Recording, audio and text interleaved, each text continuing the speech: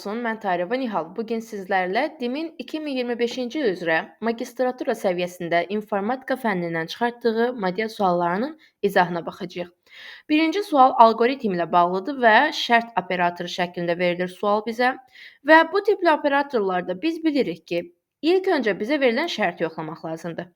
Əgər şərt ödənirsə, şərtdən sonra gəlmiş ilk hesablamalar, bu hesablamalar çox ola bilər və yaxud da bircədən ola bilər. Əgər şərt ödənmirsə, şərtdən sonra gəlmiş ikinci hesablama, yəni artıq bax buradakı hesablamalar yerinə yetirilir. Yəni burada siz deyə bilərsiniz ki, onsuz da əks halda yazılıb, əgər yazılıb, onda yazılıb, mən başa düşürəm nə demək istədiyini. Bəzi suallarda əgərdən başqa heç nə yazmır. Yəni onda yazmır, əks halda yazmır. O səbəbdən də bu qayda ilə bilsək daha yaxşı olur. Deməli, burada mənə deyir ki, A-nın qiyməti 3-dür. B-nin qiyməti isə 7-dir. İndi şərt blokunda məndən soruşur ki, 3 7-dən kiçikdirmi? Əgər bu sualın cavabı hədirsə, onda bax mən doğru halda olan hesablamaları yerinə yetirməliyəm. Yəni əks halda hissəsindəki hesablamalar artıq mənə lazım deyillər. İndi burada məndən nə istəyir? D-nin qiymətini tapmaq üçün A ilə B-ni cəmləyirəm, eləyir 10. Vururam 3-ə, eləyir D-nin qiyməti 30. D burada 30 qiymətini aldı. İndi keçirəm görüm C-nin qiymətini necə tapıram.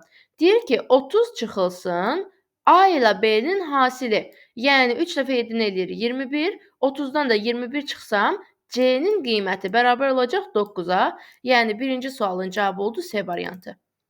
İkinci sual qabarət ölçülərinə və məhsuldarlığına görə kompüter sinifinə aid olanları müəyyən etmək lazımdır. Deməli, kompüterlər burada gördüyümüz siniflərə bölünürlər. Superkompüterlər, böyük kompüterlər, orta kompüterlər, mini kompüterlər və mikrokompüterlər olacaqlar bunlar. Deməli, burada bizdə verilib mini kompüter götürürəm, superkompüterlər götürürəm.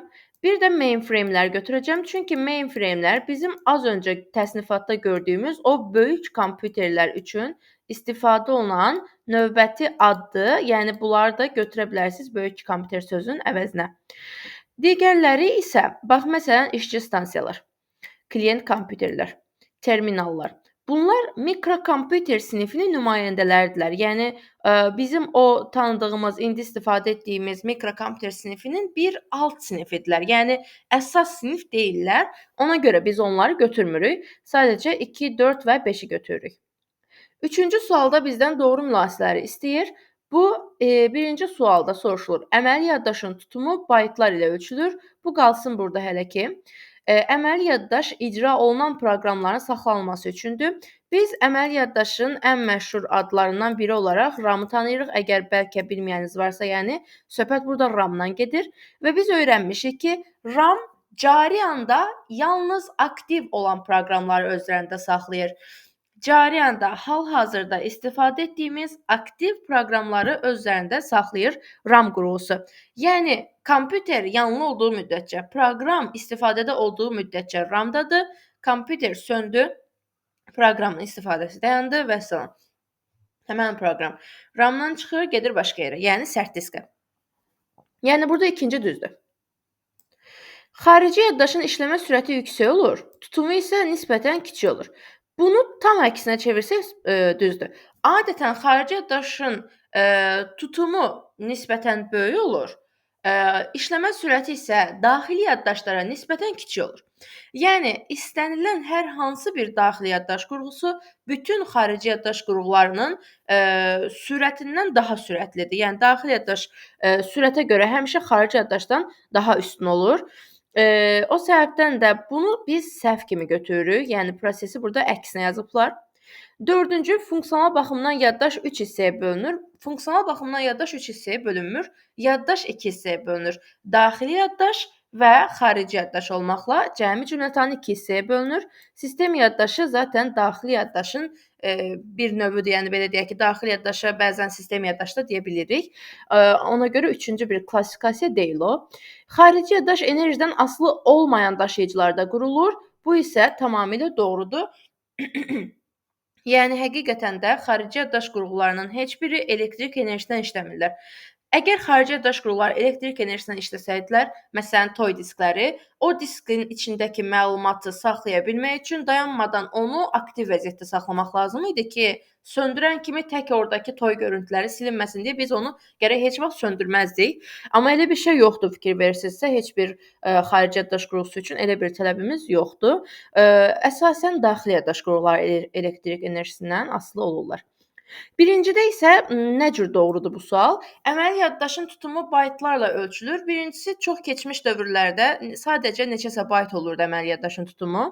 Amma indiki dövrdə baytın belə deyək ki, modifikasiyaları ilə ölçülür. Yəni gigabaytlarla ölçülür deyək əməli yaddaş. Hal-hazırda 64, 128, 256 gigabaytlıq RAM-lar mövcuddur piyasada. Yəni baytlar dediyimiz əməlli başlı gigabaytlardan söhbət gedir burada. Yəni baytların silsiləsi deyək. O səbəbdən bu şəkildə yanaşaraq birinci sualımızı da doğru götürə bilərik. Üzr istəyin, boğazımda biraz problem var. Dördüncü suala keçirik. Mətin prosesorları, yəni bu belə deyək ki, software dərsi ilə bağlı olan sualımızdır bizim. Mətin prosesorları hansılar ola bilər burdan? Deməli, tərkibində Word sözü olan, leksika kimi sözlər olan, write kimi, note kimi sözlər olan, deməli biz şeyləri mətin prosesorlarına aid götürürdük. Bu qaydalara bəzən uyğun gəlməyən bir-iki dənə mətin prosesorlarımız da var. Bu şəkildə yazılır. Bu da mətin prosesorlarındandır, AIMI Pro. Tərkibində Word sözü və sair olmasa da. Deməli, 1-ə uyğun götürəcəm WordPad və Word-ü. Yəni 1-də uyğun gələcək C variantı, göz gəzdirəndə başqasını tapmırıq burada. İkinci xidməti proqramlar. Biz bilirik ki, sistem proqramları, baza proqramları və servis proqramları olmaqla bölünürlər. İndi burdan xidməti, yəni servis proqramlarına aid olaraq nəyi götürə bilərik? Bilirsiniz ki, arxivatorlar, antiviruslar, utilitlər, bunlar aiddirlər servis proqramlarına, yəni xidməti proqramlara aiddirlər. İndi burdan da mən görürəm bir dənə, yəni düzdür, biz arxivatorlara, antiviruslara da utilit deyirik əslində. Yəni onlar da əslində utilitin içinə gedirlər, amma bəzən utilit ayrı kimi, arxivator ayrı kimi də verilə bilir. İndi burada 2 dənə utilit görürəm və yaxud da deyə bilərsiniz, biri utilitdir, biri arxivatordur, fərq etməz. 2-də D variantını götürəcəm. ScanDisk-i utilit kimi, WinZip-i də arxivator kimi götürürəm. ScanDisk bu arada diskdəki sektorları araşdırıb, axtarıb, xarab sektorları üzə çıxardan utilitdir.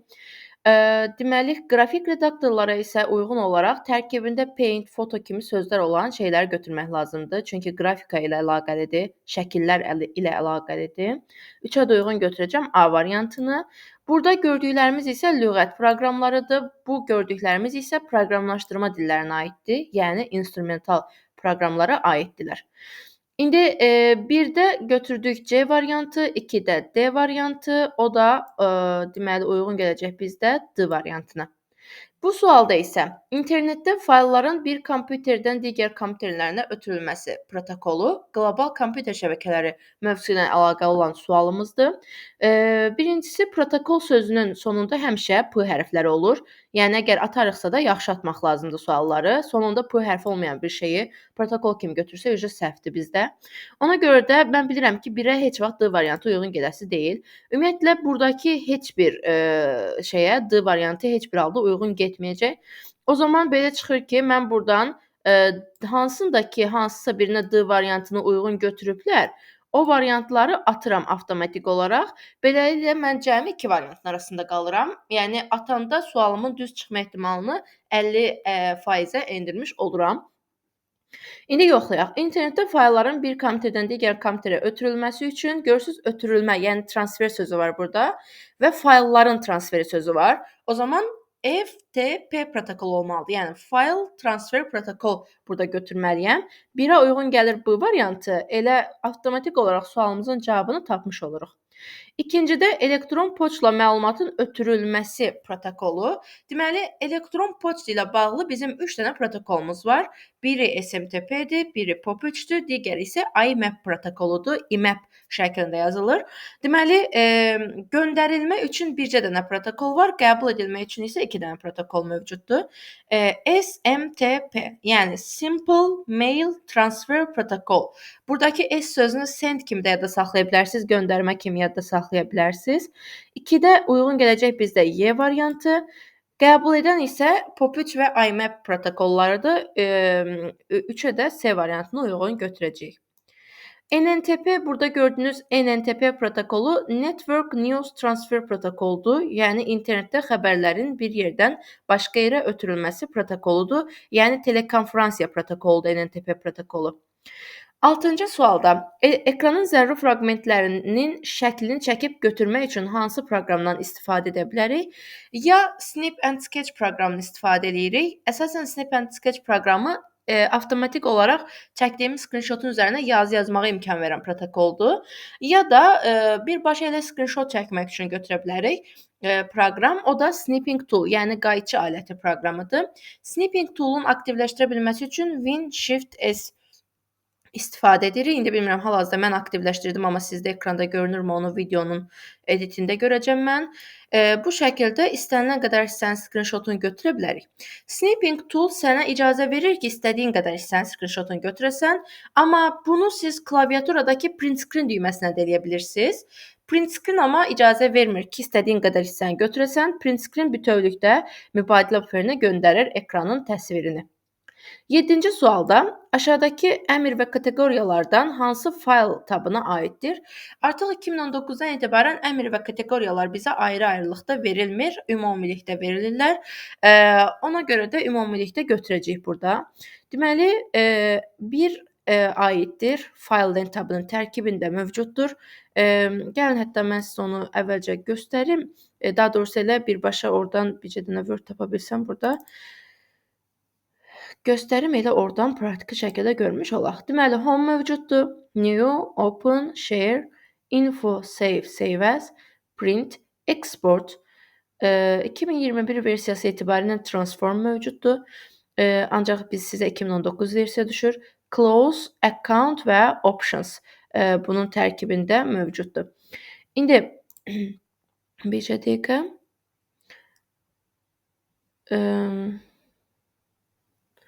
Sanki mən artıq o qədər 2021-ə öyrəşmişəm ki, burada bir şeylər gözümdən qaçır sanki 2019-la bağlı olan şeylər. Tamam, deməli, account mövcuddur. O zaman feedback mövcuddur və export mövcuddur. Demək, feedback elə oydu məni belə deyək ki, düşündürən. Məndə 2021 versiya olduğu üçün biz hal-hazırda orada feedback-i görmürük. 2019 versiyada isə həmən o feedback, həmən o hissədə mövcuddur. O səbəbdən də sualımızın doğru cavabı olacaq 2, 5, 6, 8. Exit əvvəlki versiyalarda mövcud idi. Hal-hazırda exit-in əvəzinə biz close-u görürük. Close sadəcə cari sənədə bağlayır, ümumi Word-u bağlamır. Paste mövcuddur bizdə, deməli, HomeLink tabının tərkibindəki clipboardda və s. 8-ci sualda şəbəkədə informasiyanın ötürülmə sürəti baza ölçü vahidlərinə aid olmayanları müəyyən edin. Deməli, aid olmayanlar ötürülmənin, deməli, sürətinə aid olmayanları bizdən soruşur. Baxın, yadınızda saxlayın ki, nəsə böl saniyə həmişə sürət ölçüsüdür. O səbəbdən də 100% burada şey var. Bit böl saniyə mövcuddur. Yəni ikinci 100% mövcud. Olmayanlarını istəyir, olmayanlarını. Amma tərkibində 2 olanlarını atacağam. Çünki bax bu bit böl saniyə 100% aiddir. Aiddir. Ona görə 2 olanları atıram. Deməli, tərkibində 2 olanlar getdilər. 3 dənə variantın arasında qaldım. Və mən bilirəm ki, piksel 100% aid olmayanların içindədir, düzdür? O zaman sualımızın doğru cavabı olmalıdır A variantı. Burada gəlin belə sual atmaq kimi yox da izah kimi yanaşaq buna. Görək bəs o birislər nələrin vahididir o zaman. Deməli, üçüncü gördüyümüz informasiyanın əsas ölçü vahididir. Yəni sürətin ölçüsünə aidiyyəti yoxdur. Ona görə bu getdi. Beşincidə gördüyümüz hertzlər səsin diskretləşmə tezliyinin ölçüdür, yəni sürətə aid deyil. Ona görə onu da götürmürəm. Piksel isə dediyimiz kimi şəklin nöqtələrinə aiddir, onu da götürmürəm. Bəs bod nədir? BPS nədir? Bit böl saniyə nədir? Bit böl saniyə informasiyanın ötürülmə sürətinin açıq-aydın görünür ki, ölçü vahididir. Yəni 1 saniyədə neçə bit siqnal, informasiya bir yerdən başqa yerə ötürülür, bunu göstərir bizə. Bod və BPS isə modemin sürətinin ölçü vahidlərinə aiddirlər. BPS bods per second deməkdir. Elə o da böl saniyə orada da var per second olduğuna görə. Bunlar ikisi modemin internetin sürətinin ölçü vahidlərinə aiddirlər. Yəni ki 9-cu suala keçdik. Demək, download qovluğunun piktoqramı hansıdır? Çox sadədir. Bax görürsüz, ox aşağıya doğru gəlibsə, deməli nəyinsə endirilməsindən burada söhbət gedir. O zaman burada sualımızın doğru cavabı olacaq D variantı. Daha da dəqiqləşdirmək istəyirsinizsə, baxın burada görürsüz, aşağıya doğru ox var və download yazılıb yanına. Deməli biz suala düz cavab verdik. 10-cu sualda faylın bu artıq əməliyyat sistemləri mövzusuna aid olan bir sualdır bizdə. Faylın sürəti necə tapılır? Daha doğrusu sürətinin genişlənməsi nədir? Faylın sürəti üçün biz back, yəni backup sözünün istifadə edirik. Buradakı backupdan götürülür. 1-ə uyğun gələcək C variantı. Mətn faylları üçün text, yəni TXT, bir də doc, yəni dokumenti götürə bilərik. 2-də uyğun gələcək həm A, həm də Y variantı. Üçüncüdə isə verilənlər bazası fayllarına aid olanda biz tərkibində ya data ya da database sözü olanları adətən axtarırıq. İndi burada bir dat var, yəni data var, bir də ACCDB, yəni access database sözü var. Ona görə də 3-ə də B və D variantını uyğun götürmüş olacağıq. Burada sualımızın doğru cavabı 1C, 2AY, 3BD olduğu üçün B variantı olur. 11-ci sualda mətnin səslə ucadan oxunması və oxunan hər bir sözün vurğulanması hansı lentabı ilə həyata keçirilir? Deməli, bircə dəqiqə əvvəlcə sualın doğru cavabını deyim sizə, sonra göstərim. Deməli, burada sualımızın doğru cavabı olacaq review lentabı, yəni nəzərdən keçirmə. Deməli, əgər siz mətninizi bitirmisiniz və kənardan bir göz kimi baxmaq istəyirsiniz ya da yorulmusunuz oxumaqdan, kimsə sizin üçün oxusun, bəzi sözləri vurğulasın istəyirsiniz. Deməli, bu sizin artıq mətni bitirəndən sonra ümumi nəzərdən keçirmə prosesinizdən biridir, düzdürmü? O zaman review, yəni nəzərdən keçirmə, icmal adlanan lentabının içində olmalıdır bu şey. Deməli, review-ya gəlirəm və burada read aloud sözünü görürəm. Yüksəkdən mənim üçün oxu deyirəm və oxuyur. Burada oxunan hər bir söz vurğulanaraq oxunur. Bir də view-da da var, immersive reader var. Burada artıq belə deyək ki, sizin üçün hansısa bir sözü vurğulayaraq oxumadığı üçün bunu götürmürük. Review olacaq. Ümumiyyətlə view yoxdur, amma nə isə də indi vurğulayır deyirsə review-nu götürürük biz burada. Gəldik 12-ci suala. Bu sual çox tez-tez qarşımıza çıxan sual tipidir. Praktiki şəkildə baxaq, görək nədir bu. QV, R, T-y şəklində yazılıb. Bəlkə 1-5-6 dəfə indiyə qədər dimin istifadə etdiyi sualdır. Gəlin biz də yazaq. Q, W, deməli R, T, Y. İndi məndən nə istəyir? Bir kənarda yazıram tək-tək. Mənə deyir ki, birinci abzası seç və Ctrl copy et. Yəni nə et? Ctrl-C etmək kopyalama deməkdir. Tamam, kopyaladım, amma kopyalayanda həmin fayl yerindən silinməyəcək. Baxın, kopyaladım. Bu getdi düşdü mübadilə buferinə. Baxın, görürsüz mübadilə buferindədir, amma hələ də yerində qalmağa davam edir. Sonra deyir ki, nə et? Kursoru ikinci abzasının sonuna gətir və ardıcıl olaraq bir kontrol aşağı bas. Baxın, klaviaturadan alacaq. Kontrol və aşağı basıram. Basan kimi kursor növbəti abzasının əvvəlində gəlir, dayanır. Sonra da nə et? Kontrol V et. Yəni, bayaq kopyaladığını yapışdır. Kopyaladığımı yapışdıranda, bax, görün hara yapışacaq. Diqqət edin, bir dənə xahiş edirəm. Çaşıb bunun T-yının əvvəlinə yapışdırmırsınız. O yapışan şeyin T-yının düz əvvəlində. Yəni, bax, burada olduğunu düşünməyəcəksiniz. Burada deyil o. İndi bax, görün haradadır. Yapışdırdım. Gördünüz? Bir əvvəlinə düşdü.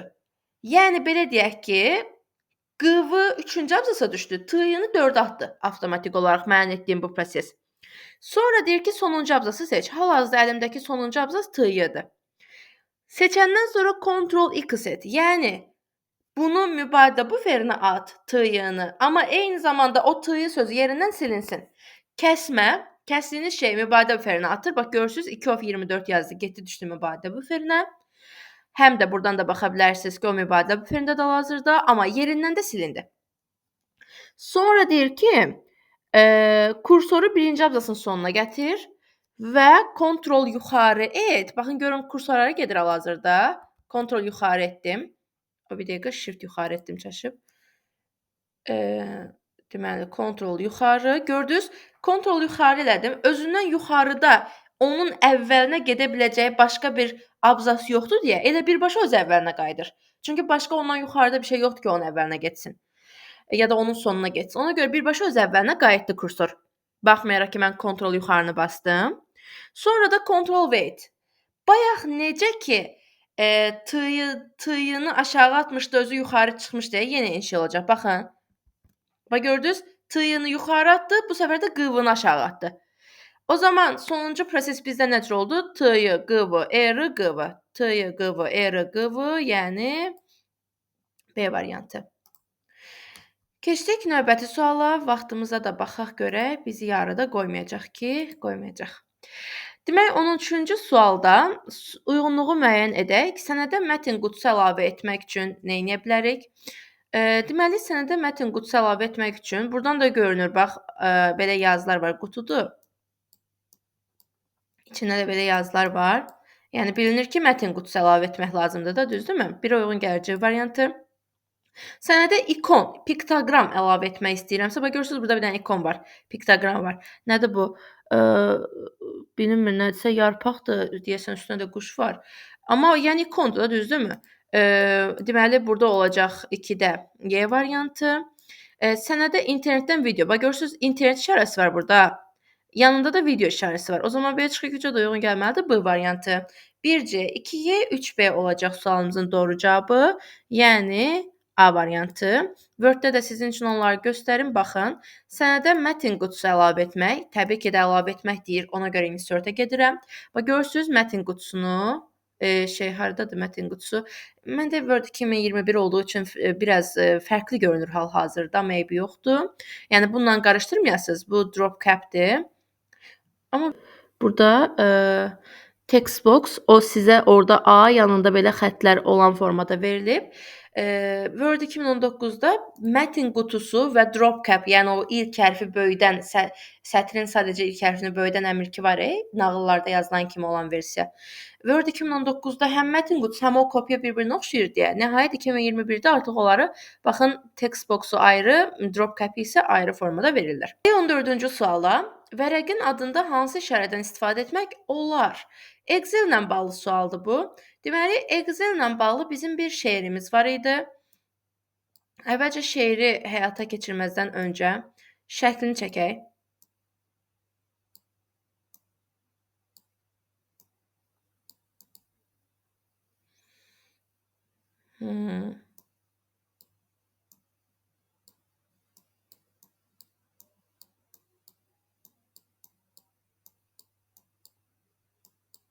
Deməli, qar yağır, evdən baxır, 2 cüt göz. Bu nədir? Bu şəkil bizdə Excel-in vərəqinin adında istifadə edə bilməyəcəyimiz simvolları ifadə edir. İndi gəlin bir dənə də dəqiqləşdirək. Baxın, Excel-də vərəqi adlandırmaq istəyirəm və bir xətaya yol verəcəm. Məsələn, vərəqin adını boş qoyacam.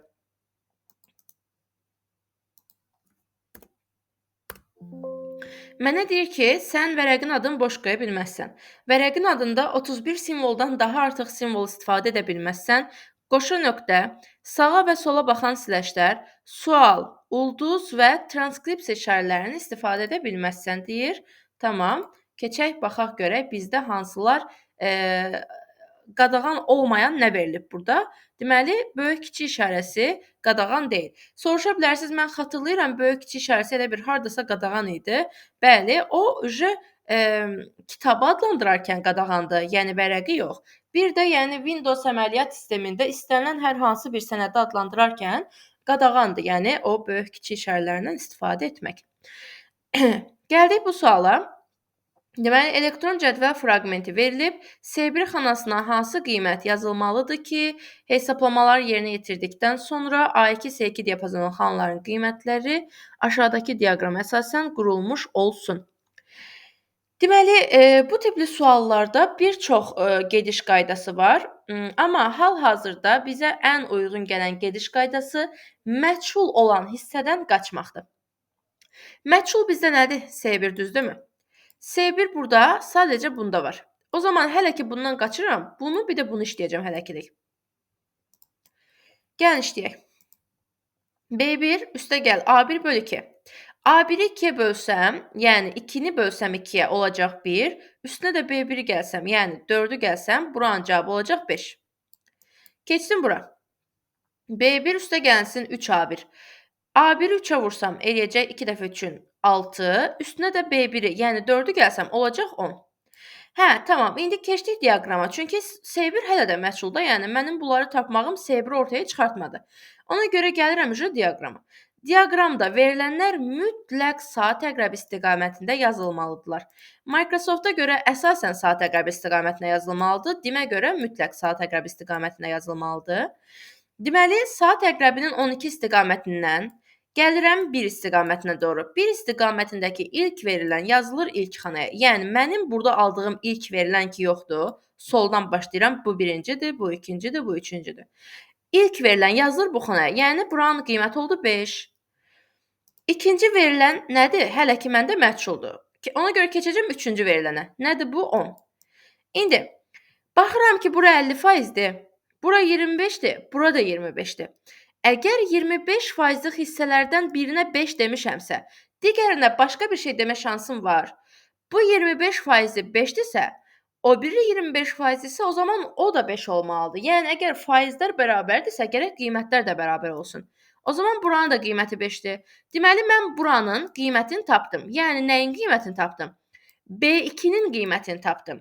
Bəs bu məndən nə istəyir? S1-i. O zaman tənli kimi işləyib S1-i tapacağam buradan. S1-i qısaca yazıram. X məchuldur da S1. X vurulsun 3, yəni 3x. Çıxılsın B1. Nədir məndə B1? 4. Bəs bunun ümumi qiyməti nəyə bərabər olur? Ümumi bu hesablamanın qiyməti 5-ə bərabər olur.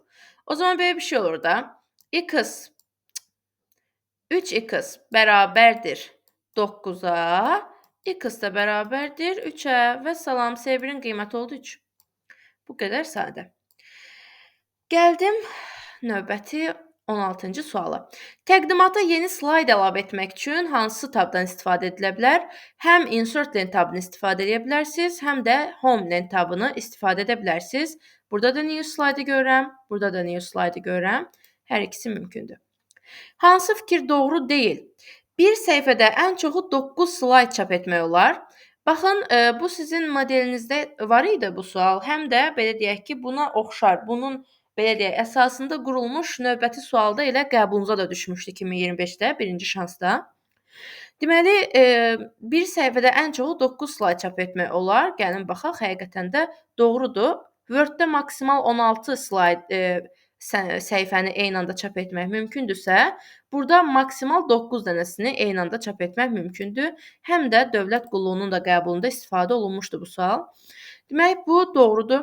Müxtəlif slaydlara müxtəlif sərlövhələr vermək olar. Dimin ən sevdiyi suallardan biri.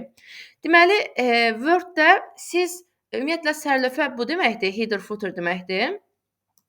Yəni bir səhifəyə əlavə olunub, hər səhifədə təkrar olunan başlıqlar ya da sonluqlar var ha. Onlara deyirlər o header footerlar. Buna Word-də siz bir yerə əlavə etdiyiniz hər yerdə görünməyə başlayır. Maksimum tək və cüt səhifənin kalan titulunu bir-birindən fərqləndirə bilirsiniz və yaxud da ilk səhifənin kalan titulunu digərlərindən fərqləndirə bilirsiniz. Amma PowerPoint elə deyil. PowerPoint-də istəsəniz bir yerə əlavə etdiyiniz o kalan titulun hər yerə tətbiq olunmasını da seçə bilərsiniz. Ya da apply to all etsəniz hər yerə tətbiq olunacaq. Ya da apply eləyərək hər birinə ayrı-ayrı kalan titul verə bilərsiniz. Slayda seçilmiş obyektləri ayrıca çap etmək olar. Səhvdir. Yəni seçilmiş obyekti tək çap edeyim. Slayd çapa getməsin. Təkcə o obyekt çapa getsin. Elə bir şey yoxdur. Slayd qalsın orada, obyekt çapa getsin. Belə bir şey PowerPoint-də mümkün deyil. Ona görə bu səhvdir. Slaydda şəkillərə animasiya effekti animationdan verilir. Ümumiyyətlə slaydın özünə animasiya effekti verirsinizsə, söhbət transition-a getməlidir. Slaydın üstündəki obyektə animasiya effekti verirsinizsə, söhbət animation-dan getmiş olmalıdır. Yəni bu doğrudur. Çünki şəkil də slaydın üstündəki obyekt sayılır. Slaydların nümayişi zamanı onun gizlədilməsi setupdan yerinə yetirilir. Baxın, slideshow lent tabının setup lent qrupundakı hide slide həqiqətən də slaydın nümayişi zamanı gizlədilməsi üçün nəzərdə tutulur. 18-ci sualda cədvəlin sütunu nədir? Deməli, cədvəlin sütununa domen ya da sahə deyirik. Access-də verilənlər bazasının relyasiya modelində, yəni 1D düzdür. Bir və ya bir neçə atribut nə ola bilər? Açar sahə bir və ya bir neçə atribut ola bilər. Azərbaycanda Azərbaycan vətəndaşları üçün istifadə olunan açar sahə həm seriya nömrəsi atributudur, həm də fin kod atributudur. Hansı ki, açar sahə qətiyyən təkrarlanmayan sahəyə deyilir. Yəni Azərbaycan vətəndaşlarının nə seriya nömrəsi biri digərinə təkrarlanmır, nə də fin kodu biri digərinə təkrarlanmır. O zaman belə çıxır ki, bir neçə atribut açar sahə ola bilər. Atributda sütunun başlığına deyilir, bilirsiniz ki. Yəni o sütunun ad hissəsinə deyilir atribut. Deməli, bir və ya bir neçə atribut olacaq burada. Hani o? 2-də də C variantı. O zaman 1D, 2C hardadır bu? 1D, 2C, hə, o da B variantındadır. 3-də isə B olacaq. Sualımızın doğru cavabı nisbətdəki informasiya obyektinə nisbətin mahiyyəti deyirik. Yəni informasiya obyekti nədirsə, həmən o nisbətin mahiyyəti ondan ibarətdir. Bu şəkildə düşünə bilərsiniz. 3-ə də uyğun gələcək B variantı. Avtomobillər verilənlər bazasından bir fraqment verilib. Buradan texniki baxış tarixi 01038 sorğusu ilə tapılan kiçikdir. Bu tarixdən kiçik olandan sorğunu tapmaq lazımdır bizdə. Deməli, baxıram. Əvvəlcə burada 2008-ci il verilib, düzdürmü? O zaman 2008-dən kiçikləri götürəcəm birbaşa. Deməli, bu 100% var. Deməli, bu da var. Bu da var. Deməli 3 dənəsi kesin var. İndi 8-ci aylara baxacağam. 8-ci ayların içərisində burdakı tarixləri nəzərdən keçirəcəm. Yəni 3-cü aydan, məsələn 3-cü aydan daha kiçik olan tarixləri nəzərdən keçirək. Məsələn bu 100% var. Burada 1-ci ay verilib. O birisidə isə 3-cü ay varmı? 3-cü ay hətta burada bir dənə 3-cü aylar da olsaydı əgər buralarda olsaydı o zaman mən baxa bilməyəcəkdim. Yəni bir ayın birindən kiçik bir şey yoxdur ki, ona görə də elə verməyiblər onu, sağ olsunlar. Maksimum bərabər ola bilərdilər. Deməli, nə olacaq burada? 2007-ci illəri götürdük. Bir də hansı ayları götürdük? İkinci və birinci ayları götürdük. İkinci ay yox idi deyə götürmədik, sadəcə birinci ayı götürdük. Yəni texniki baxış tarixi 1-i 3-cü ay 2008-ci ildən kiçik olan ümumilikdə 4 dənə sorğumuz mövcuddur burada. Əgər başa düşmədinizsə, mən sizin üçün yaxınlaşdırım. Bir dənə diqqətlə baxın, nə götürmüşəm. 2007-ci illəri götürmüşəm, çünki texniki baxış tarixi 2008-dən daha kiçikdir. Mənə də o lazımdır, daha kiçik olanlar. Bir də 2008-lərin içərisində tarix hissəsi, yəni bu ayın tarixi hissəsi daha kiçik olanları götürmüşəm. 2008-ci ilin 2-ci ayı və 1-ci ayı, yəni. Hardadır o? Bir dənə cəmi 1-ci ay var bizdə. Başqa 2-ci ay və s. yoxdur. Ən azından burada pis düşüb, biz onları görə bilmirik. Ona görə də bizim gördüklərimizə əsasən burada 4 dənəsi sorğumuzu ödəyir. Gəldik 20-ci suala. IP ünvan fraqmentlərinin düzgün puzzle şəklində quraşdırmaq lazımdır bizdə. Deməli, necə quraşdıracağam? Gəlin baxaq.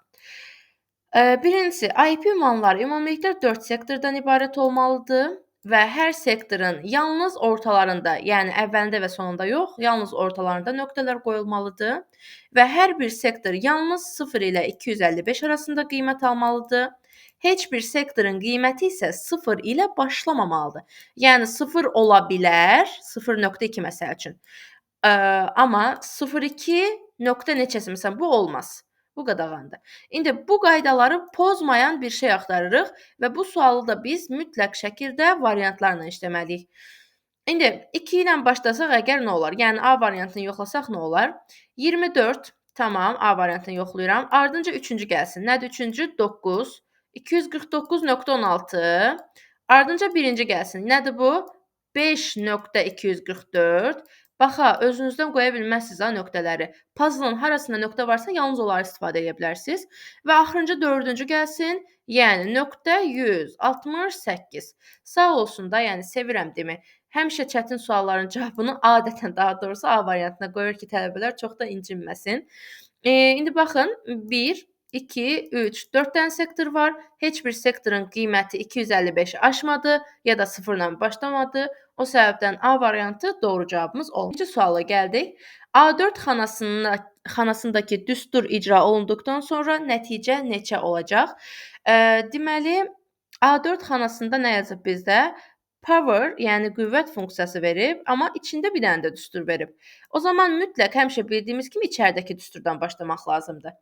Count B1, C3. Söhbətin içərisində, deməli, B1-dən C3-ə qədər olan diapazon var. Bax, B1-dən C3-ə qədər. Yəni, bax, bu diapazondan söhbət gedir. Deməli, bu diapazondakı count-u istəyir məndən. Count nədir? Diapazondakı rəqəmlərin, ədədlərin sayı deməkdir. İndi bax, 1, 2, 3, 4. A onsuz da mətindir, saymıram. Bir də dırnaq içində yazılan ədədlər mətin kimi qəbul edilir deyə onu da saymıram. Yəni, buranın cavabı çıxır 4. Bir də, yəni mən tapdım ki, nə olmalıdır? 4-ün qüvvətinə yazacam nəyisə. Bəs nəyi? A3-ü yazacam 4-ün qüvvətinə. Bəs A3 nədir? A3-ü də işləmək üçün əvvəlcə gərək bu düsturu tapaq. O zaman gəlin buradakı düsturu işləyək. Deyir ki, B1 ilə B3-ün minimumundan, gəlin əvvəlcə B1-dən B3-ə qədər olan hissənin minimumunu tapaq. Bu hissənin minimumu nədir? Ədəd kimi baxmaq lazımdır mütləq. Bunlar ədədlə işləyən funksiyalardır ancaq. Bu mətindir deyə buna baxmıram. 9-dur buranın minimumu. Length A1-i, yəni A1 xanasındakı simvolların uzunluğunu çıxacam buradan. Nədir? 1, 2, 3, 4, 5-dir buranın simvollarının uzunluğu. 9-dan 5 çıxdım, buranın cavabı qaldı 4. Yəni mənə deyir ki, 4-ün qüvvətində 4 var. Yəni 4-ün qüvvətində 4-ü tapa bilmək üçün belə bir şey yazacağam. Yəni 256 buranın cavabı olacaq. Keçdik 23-cü suala. Bu sualı mən sizə deməli 2021-ci ilin qəbulunda izah etmişəm deyə təkrarən izah etməyim, vaxtımız getməsin. Eyni sualda 2021-in birinci şansında kanala da yükləmişəm. Mütləq o videoya baxmağı unutmayın. 24-cü suala baxırıq. Doğru münasibətlər seçin. RAM müvəqqəti yaddaş qurğusudur. Deməli, RAM-ın zaten digər adı müvəqqəti yaddaşdır. Namı digər müvəqqəti yaddaşdır bu RAM. Düzdür. Plotter böyük ölçüdə qrafik informasiyanı kompüterə daxil edir. Əksinə, plotter printerin böyük versiyasıdır. Yəni daha doğrusu, plotter printerin daha böyük ölçülü şeyləri çap edən, yəni çıxışa verən versiyasıdır. Daxil edən deyil, yəni. Getdi. KMOS vaxtı, tarixi yadında saxlayır. Daha da uzun məlumat desək, vaxtı, tarixi, parolu və konfiqurasiyanı yadda saxlayır KMOS. Düzdür. İnformasiya əməli yaddaşda emal edilir. İnformasiya registr yaddaşda emal edilir, əməli yaddaşda yox. Səhvdir. Mouse çıxış qurğusudur. Mouse-dan informasiya necə çıxa bilər? Mouse əmrləri kompüterə daxil edən giriş qurğusudur. Çıxış deyil, getdi. Xarici yaddaş qurğuları informasiyanı uzun müddət yadda saxlamaq üçün nəzərdə tutulub. Hamınız da bilirsiniz də, yəni heç bir xarici yaddaş qurğusunda informasiya 3-5 gün saxlanılmır. Flash kartlar olsun, toy disklər olsun, toy kasetlər olsun, illərlə, əsrlərlə orada informasiya saxlanılır. Yəni bu düzdür. Deməli 1, 3 və 6 doğrudur. 25-ci sualda isə PSD, yəni Photoshop. Photoshop Adobe Photoshop proqramının xüsusi formatıdır 1B. GIF. GIF WhatsApp-da bir-birinizə GIF göndərəndə görürsünüz yəqin, çox keyfiyyətsiz olur. GIF belə gözəl keyfiyyətli şəkillərin istifadə edilən palitrasını hədsiz dərəcə azaldır. Beləliklə keyfiyyətsiz, amma çox xırda ölçülü hala gətirir ki, biz bir-birimizə rahatca göndərə bilirik. Ona görə də deyirik ki, bu format milyonlarla rəng çalarını 64, 128 və 256 kimi az palitralı rəng çalarlarına qədər azaltmağa imkan verir. Həqiqətən də ikisi düzdür. GDR isə vektor qrafikasına aiddir. Corel Draw sözündən götürülüb. 3-ə də uyğun gələcək A variantı, həm də Y variantı. Çünki GDR formatı, yəni vektor qrafikasının formatı təsvirlərin həndəsə proyeksiyasını qurmağa bizə imkan verir. Ona görə də 3-ə həm A, həm Y variantı uyğun gəlmiş olacaq. Deməli, beləliklə sualın izahını başa çatdırmış olduq. Deməli, yuxarıda bu gördüyünüz sualı isə mən model 5-də izah etmişdim deyə təkrar izah etmirəm. Model 5-də onun görmüş olacaqsınız həmən sualın izahını. Ümumiyyətlə bu deməli bu ilin modeli indiyə qədərki qəbullardan yığılmış suallar idi və modellərdən yığılmış suallar idi. Yəni yeni bir sual bu modeldə mövcud deyil.